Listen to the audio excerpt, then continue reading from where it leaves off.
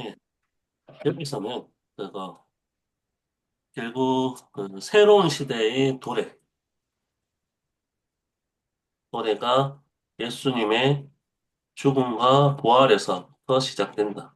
그리고 그 부활에부터 시작되는 부분들에 대한 그 계시는 그 예수님을 믿는 제자들에게서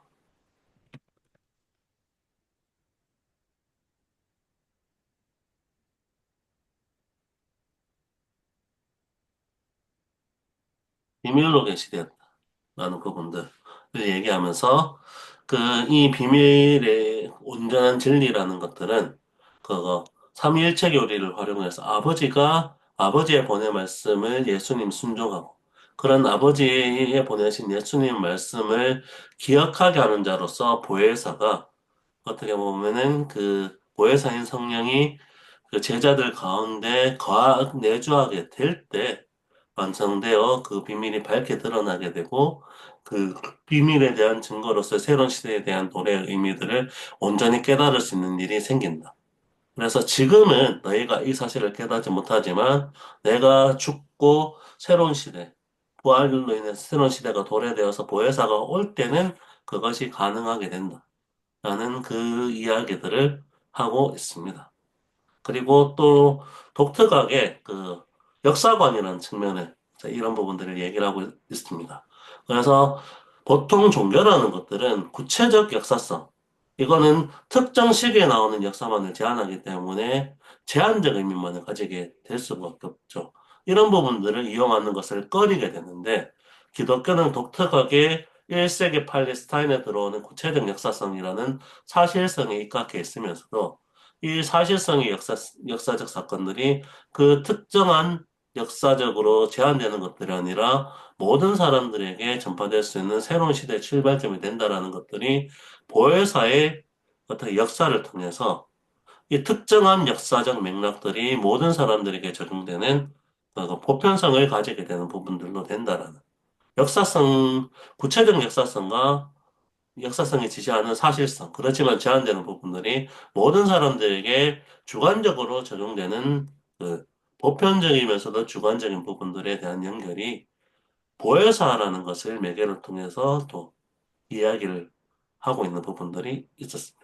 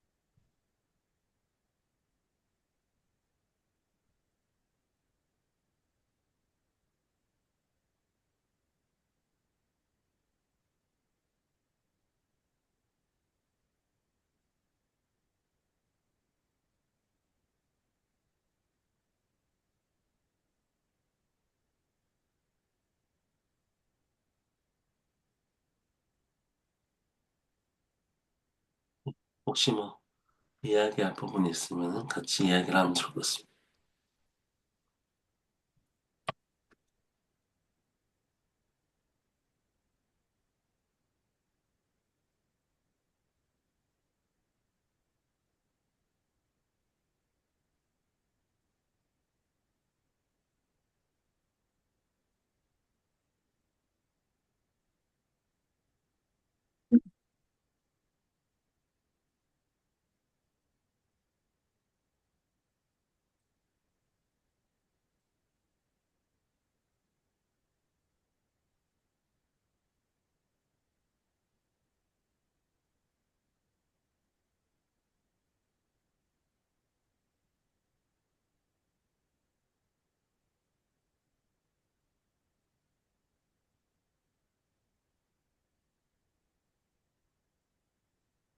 음. 한 선생님 혹시 뭐, 통일쌤 설명하신 데에 대해서 혹시 뭐 이렇게 하실 네, 어떤 말씀 없으신지요? 네. 네, 뭐, 특별히, 예, 아, 오늘 내용이 조금 네. 삼위일체 교리와 관련된 기독교의 본질적 진리이긴 한데, 네, 이런 그 말도 안 되는 그 사람들이 받아들일 수 없는 진리가 가능한 것들이 새로운 시대의 도래 이유이고, 그거는 성령 하나님의 내주를 통해 가능하다. 이 얘기라서. 네. 본질 어려워. 조금 예, 어렵게. 어려웠네. 예. 네, 예.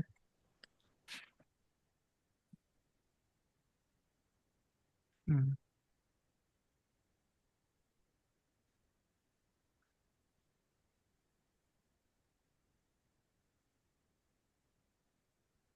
혹시 뭐 또 추가적으로 이야기 나눌 게 있나요?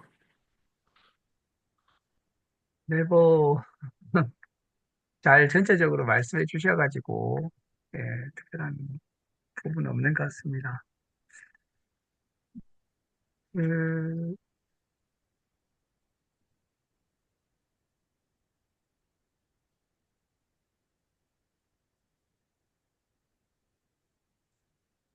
여기 그 14장 20절에 그날에는 이라고 하는 것이 있는데, 그날에 내가 아버지 안에 너희가 내 안에 내가 너희 안에 있는 것을 너희가 알리라. 이렇게. 근데 이제 이 그날에를 굉장히 그 뭐라고 할까 좀 이렇게 깊게 파고드신 것 같아요. 음, 그날에. 이 네. 새로운 시대, 이 출발점이 예, 아니죠, 사실. 예. 그래서 이제 이게 이제 좀 뭐랄까 상당히 포인트를 줘서 이렇게 이 그날에라는 걸 포인트를 좀 읽었다는 점이 좀 새롭게 좀 느껴졌고요. 새로운 시대로. 네. 어, 네. 그리고 뭐 나머지 부분들은 아까 뭐 설명해 주신 부분에서 이렇게 이제 우리가 알 수 있지 않을까 좀 생각이 좀 됩니다. 네. 음, 이 독특한 부분들이 그런 것 같아요. 기독교의 특수성을 구체적 역사성에 기초하면서도 이것을 보편적으로 네. 받아들이는 진리다. 그래서 음, 보통은 그거 역사적인 구체성이라는 부분과 보편성이라는 부분들을 좀 대립해서 보기가 쉬운데, 그 네. 기독교라는 종교는 독특하게도 그런 보편성을 추구하는 방향에서 구체적 역사성을 사장시키는 것들이 아니라 그래서 그날이라는 의미가 강조되고 있는 건데, 네. 예수의 죽음이라는 구체적 역사성의 기초에서 이 구체적인 역사성을 받아들이느냐, 받아들이지 않느냐에 따라서 어떻게 보면은 네. 성로로 거듭나느냐, 거듭나지 않느냐라는 것들이 결정되고, 그것을 네. 가능하게 만드는 본질적 요소가 이 새로운 시대의 도래를 의미하는 사건을 통해서 우리 안에 내주하게 되는 성령님을 통해서 가능. 성령님. 예. 그래서 역사성이 기초한 종교라는 측면에서 이게 그래 되면 아주 제한적 의미를 지니기가 쉬운데 그게 아니다라는 부분들을 네. 얘기하는 게 좀 독특한 부분입니다. 네.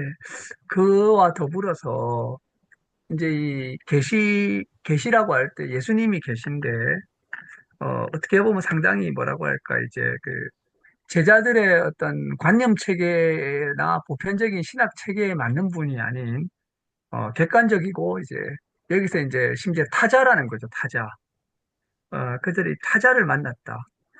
그래서 아주 구체적이고 또 동시에 이제 타자적인 인물로서 심지어 타자가 그들을 주도적으로 만났다는 거죠. 그래서 이제 사실은 그러니까 깨닫지 못하는 거죠. 타자를 만나게 되니까. 근데 이 계시가 또 이제 어떻게 보면 다른 계시거나 새로운 계시는 또 아니고 이런 식의 이제 그 아주 그 계시에 대한 좀 디테일한 어떤 이제 좀 그 고찰이 있는 것 같아요. 아까 말씀하신 성령에 의해서 구체적인 계시가 또 이렇게 이제 또 보편적인 의미를 가지게 되는 것도 이렇게 중요한 부분이고 이 구체적인 계시의 이런 타자성 또 그런 객관성 이런 것도 이렇게 좀 여기에서 주목이 되고 또 이것이 또 다른 계시이거나 새로운 계시가 아니라는 점 이런 것들이 좀 복잡하게 계시의 성격을 이야기하고 있다라고 이렇게 보입니다. 네. 예, 일단, 이 내용적으로는 좀 이렇게 나타나게 되는 부분들이 있는 것 같아요. 예, 그, 여기 주된 내용과 좀 다를 수도 있기는 한데, 이제 동희 선생님께서 정리해 준 내용을 제가 지금 다시 쭉 보다가, 이제 새로운 시대라는 그 말에, 조금 의문이 좀 생겨서, 그러니까 그 예수님이 말했던 새로운 시대, 그리고 왜 지금도 보면은 뭐 정치나 또 많은 여러 가지 상황들이 되면 새 세상 뭐 또는 새로운 세상, 새 정치, 뭐 새로운 거에 대한 이야기를 많이 하잖아요. 그래서 그게 좀 연관되어져서 약간 궁금한 것이 이 새롭다, 새로운 시대라고 말하는 것이 기독교적인 입장에서 보면은 사실은 새로운 게 아니라 굉장히 본질적인 시대, 원래로 돌아가야 되는 것, 뭐 그런 느낌이거든요. 근데 이 새롭다라고 하는 거는, 그러니까 말 그대로 풀면 지금까지와는 다른 것이잖아요. 지금까지와는 그 다른 것을 통해서 어떻게 본질적인 것에 가까이 갈수 있을까라는 생각? 새로운 거는 원래 것과 더 멀리 떨어져 있을 것 같은 생각이 들거든요. 이 새롭고 새로웠던 모든 것들이 새로워지면서 변질이 되기도 하고 혼탁해지고 오염이 되어서 그 새로운 게 퇴색했기 때문에 이 모든 것을 다시 돌리는 것이거나 바꾸는 거가 어쩌면은 새로운 게 아니라 본래의 것, 처음의 것으로 가야지 맞는 거 아닌가라는 그냥 그런 생각이 좀 들었어요. 그러니까 새로운 게 늘 본질적인 거는 아닐 수 있고, 지금이 틀렸기 때문에 다른 것을 의미하는 게 아닌가? 그렇다면 그 다른 것은 계속해서 나올 것 같고, 그 다른 것이 옳은가에 대한 거는 계속해서 우리가 또 증명해 가야 되는 일인 것 같다라는 그런 생각이 조금 그냥 좀 들었어요. 여기 정리했는 거 제가 한번 정리해서 보다가 보니까, 예, 예. 예수님도 새로운 시대를 말씀하셨구나. 그 생각을 하다가, 예. 어떻게 보면 이게 음, 신적 영역이기 때문에 새롭다라는 의미에서 새로우면서도 본질적이다라는 의미가 동시에 사용되고 있는 것 같아요. 그렇기 때문에 그거 어떻게 인간의 이해의 영역으로는 이해할 수 없는 전적으로 낯선 것이다라는 의미에서의 새로움.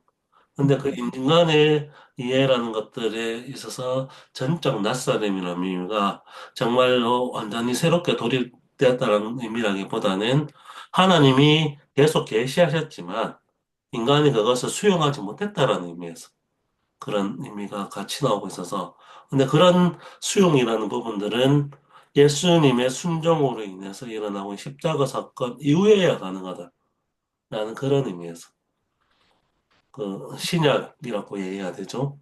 그런 사건의 의미하고도 좀 결부해서 사용하고 있는 것이어서 좀 예, 그렇게 되고 있는 것 같아요.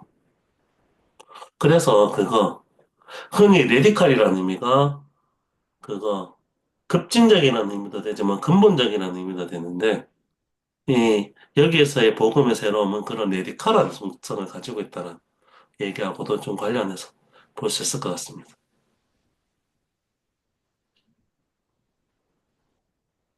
그러니까 우리가 뭐 역사적으로 새로운 시대, 새로움에 대해서 모두가 약간 보편적으로 인정해 준 거는 예수님의 죽음과 부활인 거는 맞는 것 같아요.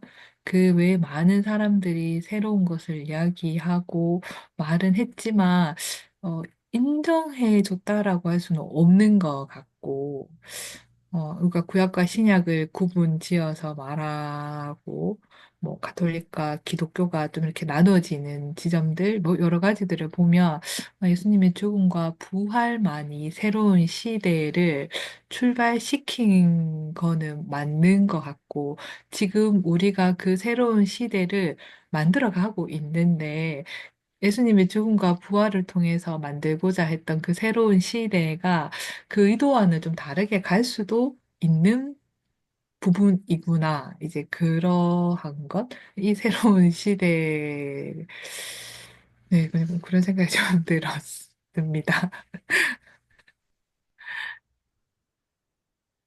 이건 좀 오래전에 읽은 책이긴 한데, 그 교회 갱신론을 얘기하고 있는 하워드 스나이더, 그 새 포도주는 새 부대라는 얘기에서 예수님의 비유죠.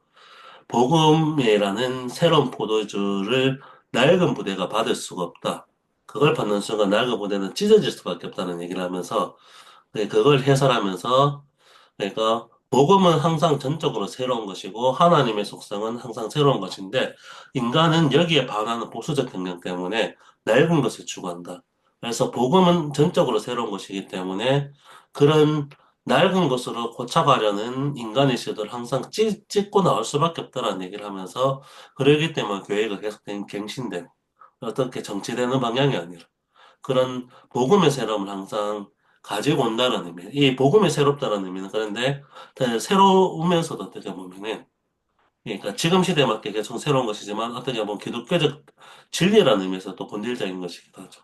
그런 부분들을 좀 이야기하고 있는 속성인 것 같아요.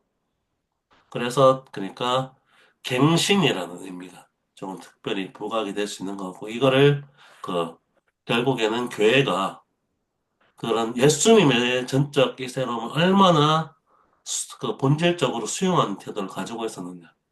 그러면은 참 교회는 반성해야 되는 부분들이 좀 많을 수도 있겠죠.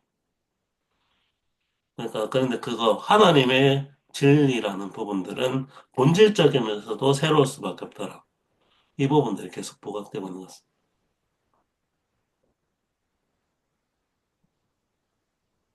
조금 쉽지는 않은 내용인데요. 뭐 대략적으로 여기서 그러면 마무리를 할까요?